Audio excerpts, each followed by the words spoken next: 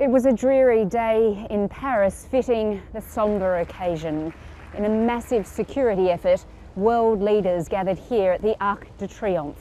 The ceremony was led by the French President, Emmanuel Macron, who paid tribute to the tens of millions of soldiers who died. The vision of France as a generous nation, of France as initiator of projects, of France as initiator of universal values, has been, during its hour of darkness, exactly the contrary of egoism, of a people who only look after its interests.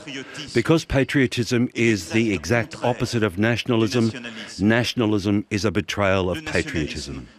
In saying our interests first, whatever happens to the others, you erase the most precious thing a nation can have, that which makes it live, that which causes it to be great, and that which is most important, its moral values. It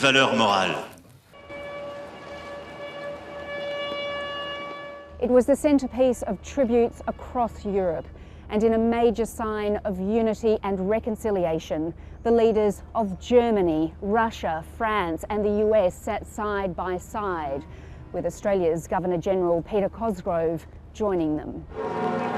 It wasn't without incident. The leaders arrived slightly after 11 a.m. and a topless woman launched herself at Donald Trump's motorcade. But in the end, it was a service that did justice to those who died. It began at dawn with bagpipes being played across London and across Britain. There was a service at the Cenotaph just around the corner where Theresa May, Jeremy Corbyn, the leader of the opposition, Prince Charles all laid wreaths. There was a people's procession, 10,000 Londoners and others who are connected in some way, either emotionally or through relatives to the Great War, marching towards Trafalgar Square and down to the Houses of Parliament. And there hasn't been a service like that, a march like that, since 1919. So it has been a full day of remembrance, capped off at Westminster Abbey behind me by a really special service presided at by the Queen.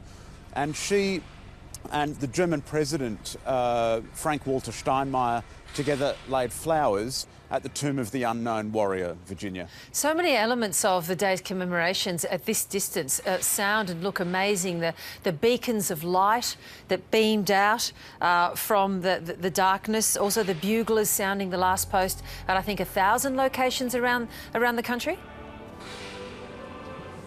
Yeah, that's exactly right. And in fact, at Tower of London all week, there's been 10,000 torches lit in the moat around that historic castle.